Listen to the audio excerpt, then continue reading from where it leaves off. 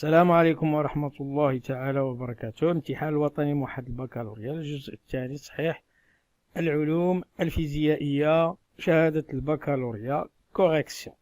الجزء الثاني الفيزياء التمرين الثاني propagation des ondes. Recopier le numéro de la question et écrire parmi les affirmations proposées la lettre qui correspond à la réponse juste. Première question. Lors de la propagation d'une onde, il y a transport de la matière et il n'y a pas transport de l'énergie.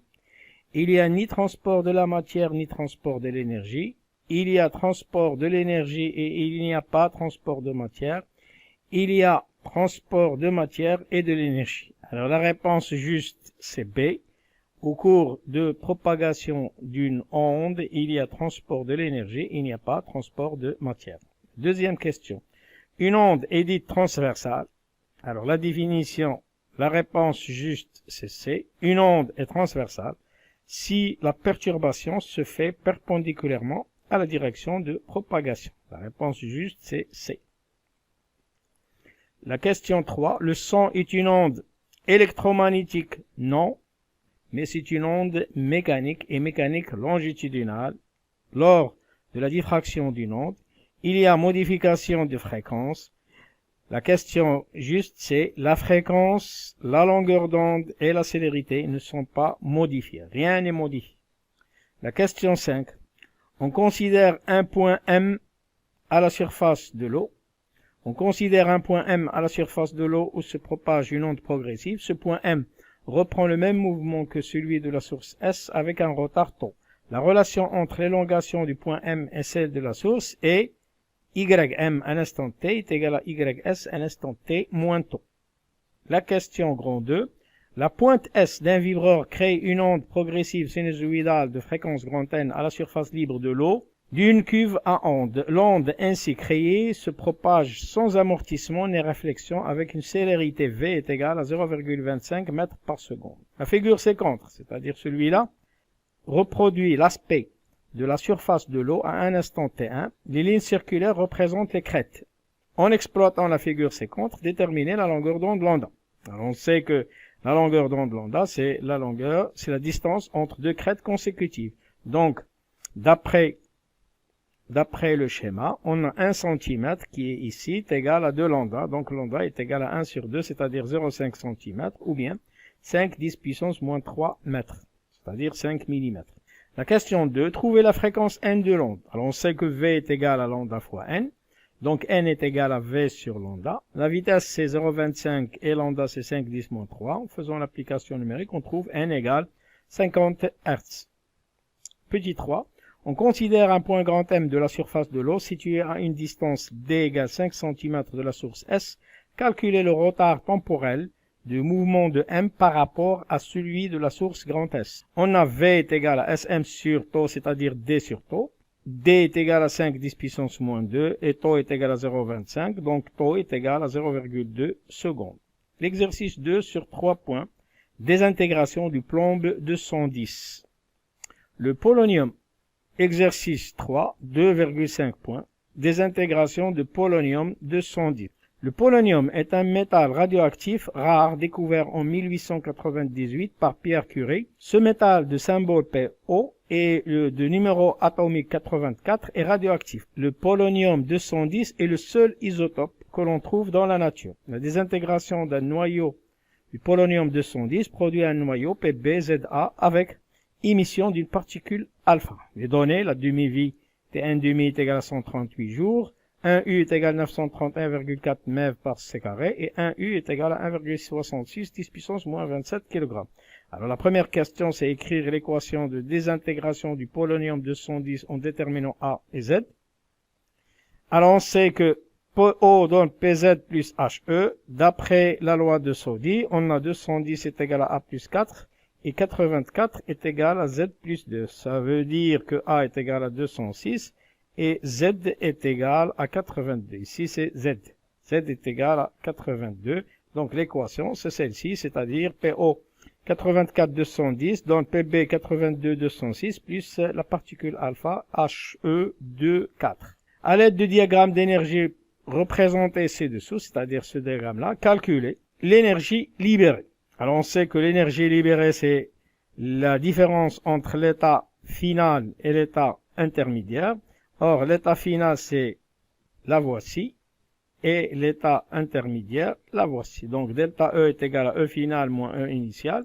E final, c'est 1,95531815 et 1,955 372 10 puissance 5. En faisant l'application numérique, on trouve que delta E est égal à moins 5,4 méga électron-volts.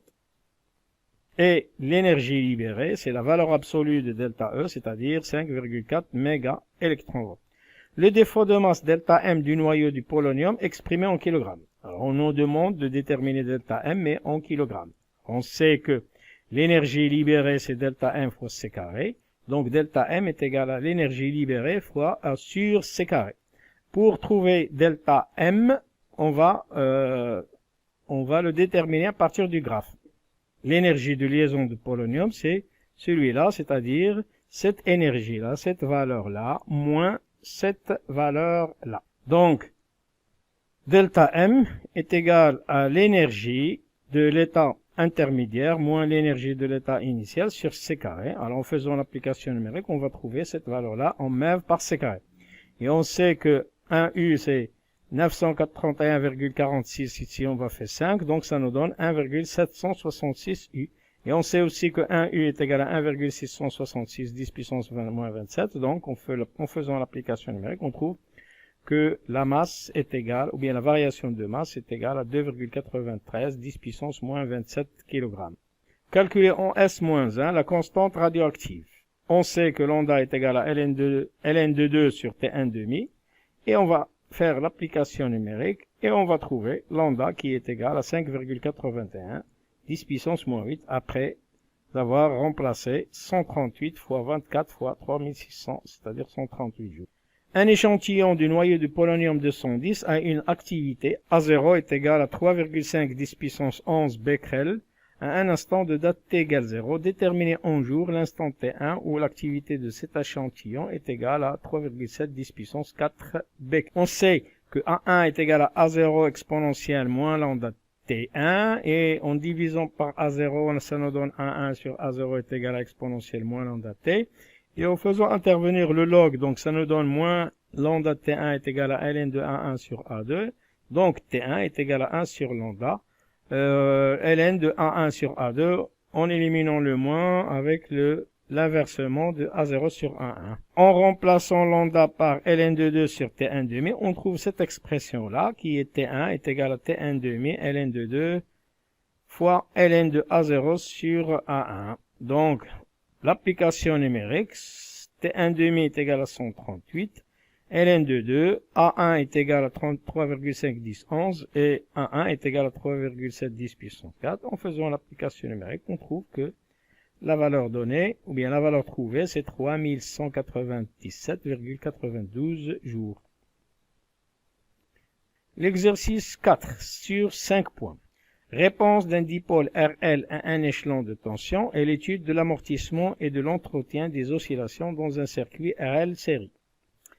Les condensateurs et les bobines constituent les éléments principaux de la plupart des appareils électriques et électroniques. Cet exercice se propose d'étudier la réponse d'un dipôle RL à un échelon de tension. Deuxièmement, la décharge d'un condensateur dans un dipôle RL, l'entretien des oscillations dans un circuit RLC série.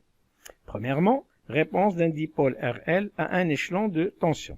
Alors, on réalise le montage qui est ici, qui est formé par une bobine d'inductance L et de résistance petit r, un conducteur ohmique de résistance grand R est égal à 90 ohms, un générateur idéal de tension de FEME et de résistance interne négligeable, et un interrupteur K. On ferme l'interrupteur à un instant t égale 0. Un système d'acquisition informatisé permet de tracer la courbe C1 C2 représentant successivement l'évolution de l'intensité du courant I de T traversant le circuit et l'évolution de UL au bord de la bobine. La droite T, qui est celle-ci, représente la tangente à la courbe à l'instant t égale 0. Tout ça, c'est dans la figure 2. Montrer que l'équation différentielle vérifiée par l'intensité du courant I de t va s'écrire sous la forme dI sur dt plus R plus petit r sur L, I égale à E sur L.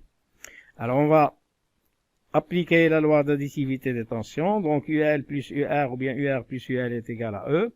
Et d'après la loi d'Ohm, on sait que UL pour la bobine, c'est RI plus LDI sur dt. Et pour le résistor, UR est égal à RI.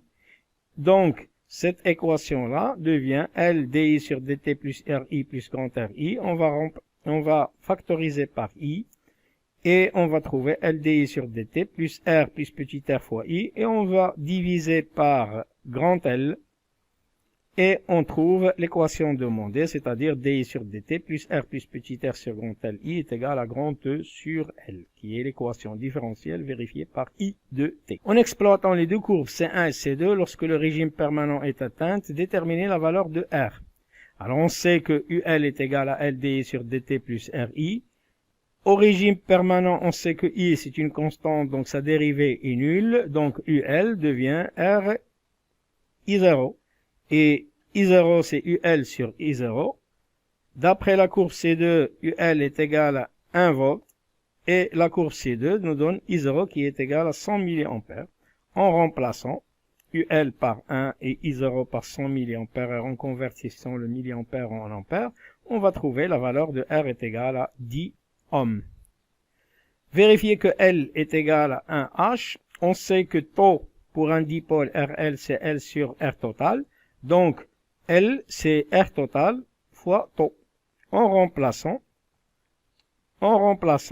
R par sa valeur et petit r par sa valeur, et en déterminant tau à partir du graphe, alors on constate que tau est égal à 0,1. Donc, tau, c'est l'abscisse du point d'intersection entre la tangente et l'asymptote horizontale. Donc, tau est égal à 0,01 secondes. Alors, en remplaçant R par 90 et petit r par 10, on va trouver la valeur demandée qui est L est égale à 1H. Décharge d'un condensateur dans un dipôle RL. Alors, on monte en série à un instant choisi comme nouvelle origine des dates t égale 0. Un condensateur de capacité C totalement chargé avec la bobine précédente et un conducteur ohmique de résistance grand R est égal à 90 ohms. Figure 3 qui est celui-là. La courbe de la figure 4 représente l'évolution de la tension UC aux bornes du condensateur. La voici. Quelle est l'origine des oscillations mises en évidence par la courbe de la figure 4? Alors, le régime des oscillations ici dans la figure 4, c'est un régime qui est pseudo-périodique. Pourquoi pseudo-périodique? Parce que l'amplitude des oscillations diminue progressivement au cours du temps. Établir l'équation différentielle vérifiée par UC. Alors, on va appliquer la loi d'additivité de tension dans le circuit. Donc, c'est UL plus UR plus UC est égal à 0. Et d'après la loi d'Ohm, on a UL est égal à LDI sur dt plus RI et UR égale à RI. Donc, l'équation devient LDI sur dt plus R plus petit RI plus UC. On sait que I est égal à dQ sur dt et que Q est égal à CUC. Donc, I est égal à C fois DUC sur dt. Et dI sur dt, c'est d sur dt de c duc sur dt qui va nous donner c d carré uc sur dt carré.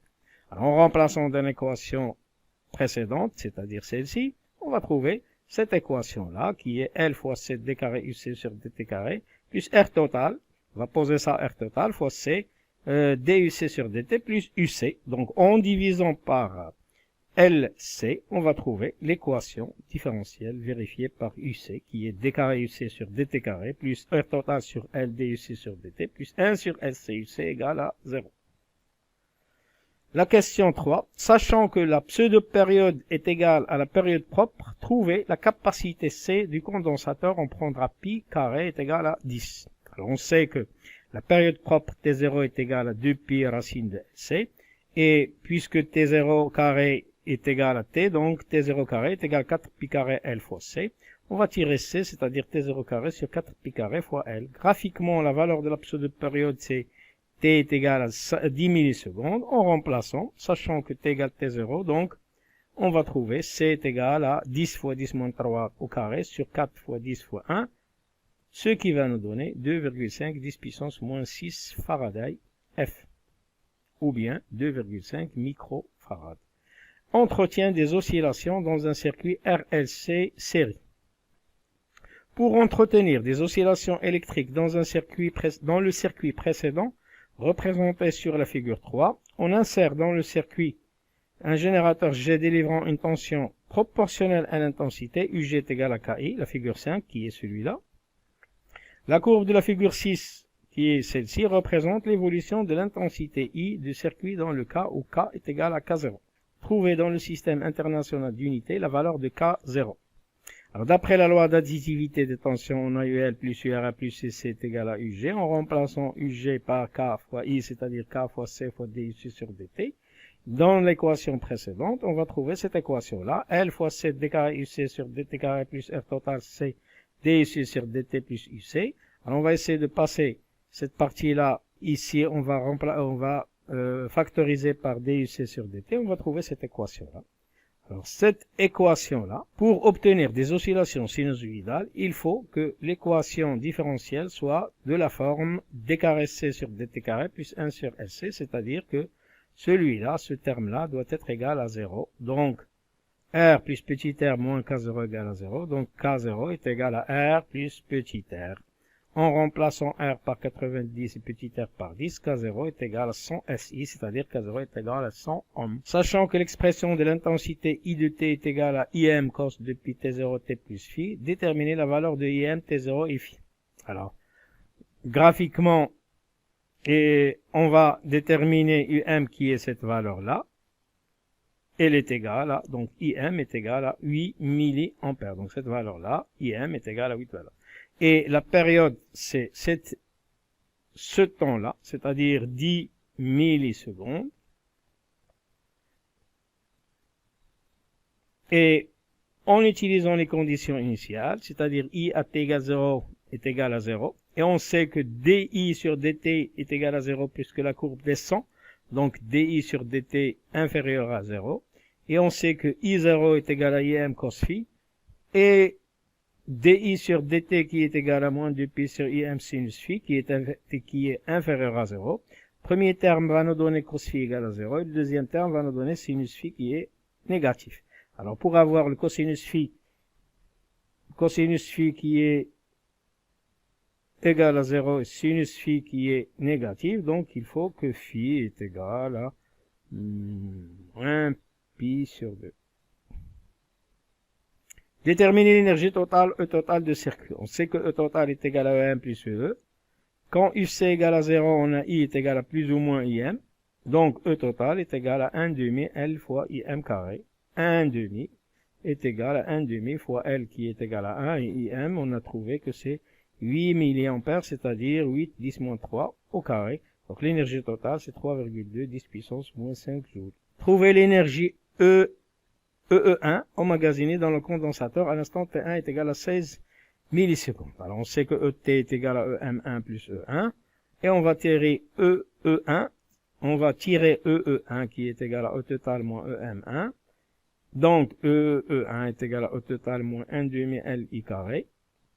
À l'instant T1 est égal à 16 millisecondes. Et à partir de la courbe, on va trouver que I1 est égal à 4,8 milliampères. Donc EE est égal à 3,2 10 puissance moins 5 moins 1 demi 1.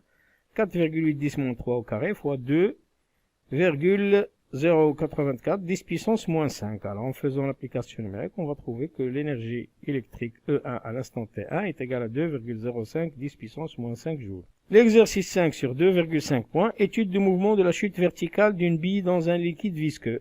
Alors on se propose d'étudier le mouvement de la chute verticale avec frottement fluide dans un liquide visqueux d'une bille homogène de masse petit m. À l'aide d'un caméra numérique et d'un logiciel adéquat, on suit l'évolution de la vitesse de centre d'inertie G de la bille lors de la chute verticale dans un liquide visqueux. On étudie le mouvement de G dans un référentiel terrestre, supposé galiléen. On repère la position G à l'instant T par l'ordonnée Y sur l'axe J, orienté vers le bas, la figure 1, qui est celui-là. Les forces de frottement fluide exercées sur la bille sont modélisées par la force F est égale à moins kVj, avec V la vitesse instantanée de G et K une constante positive. On néglige la poussée d'Archimède par rapport aux autres forces exercées sur la bille. La première question, alors on vous donne l'accélération de la pesanteur G est égale à 10 mètres par seconde carré et petit m qui est égal à 2,5 10 puissance moins 2 kW. Alors en appliquant la deuxième loi de Newton sur la bille, montrer que l'équation différentielle du mouvement du centre d'inertie s'écrit sous cette forme dv sur dt plus k sur mv égale à g. Alors le système étudié c'est la bille, le référentiel c'est le OI qui est le terrestre supposé galiléen. Bilan des forces, il y a le poids et il y a la force de frottement fluide. On a négligé la poussée d'Archimède. Donc d'après la deuxième loi de Newton, sigma des forces extérieures est égal à MAG. Donc P plus F est égal à MAG. Projection sur l'axe OG, on nous donne P moins F est égal à MAG. Remplaçons P par MG et F par KV et divisant par M. Donc qu'est-ce que ça nous donne? Ça nous donne dV sur dt plus K sur MV égale G. Trouvez l'expression de V limite et de G en fonction de G petit m et K. Alors, quand la bille atteint la vitesse limite, la vitesse reste constante, donc V est égal à V limite est égal à constante, et dV sur dt est égal à 0. D'après l'équation différentielle, on va trouver K sur MV limite est égal à G, ça veut dire que V limite est égal à MG sur K. La courbe de la figure 2, qui est celle-ci, représente l'évolution de la vitesse V du centre d'inertie G de la bille, déterminer graphiquement la valeur de V limite. Alors, pour déterminer V limite, on va essayer de tracer l'asymptote horizontale et on va tirer directement V limite qui est égal à 1,5 mètres par seconde. Vérifiez que dans le système international d'unité, l'équation différentielle du mouvement va s'écrire sous cette forme dV est égal à 10 moins 6,67 V. Alors l'équation différentielle qu'on a trouvée, c'est dV sur dt est égal à G moins K sur MV. Et on sait que V limite est égal à MG sur K. Donc en remplaçant et V limite sur G qui est ici, V limite sur G est égal à M sur K. Donc l'équation différentielle devient dV sur dt moins est égal à G moins V limite sur G, V limite. Et on va remplacer G par 10 et V limite par 1,5 et on va trouver l'équation qui est dV sur dt qui est égal à 10 moins 6,67. À l'aide des données du tableau ci-contre et la méthode d'Euler, calculer l'accélération à 1 à l'instant t1, c'est-à-dire calculer l'accélération à l'instant t1. Alors on a AI qui est égal à 10 moins 6,67 VI et donc A1 est égal à 10 moins 6,67 V1. Et en remplaçant V1 par 0,50, on va trouver 10 moins 6,65 10 fois 0,5. Donc on va trouver A1 qui est égal à 9 mètres par seconde. Alors déterminer aussi la vitesse V3 à l'instant T3, sachant que le pas de calcul, c'est delta T est égal à 0,015 secondes. Alors on sait que VI plus 1 est égal à AI fois delta T plus VI. Donc lorsque I est égal à 2, on a V3 est égal à A2 fois delta T plus V3. On va remplacer. A2, on va la remplacer par 8,1, delta T par 0,015 et V2, on va la remplacer par 0,285 et on va trouver V3 qui est égal à 0,406 mètres par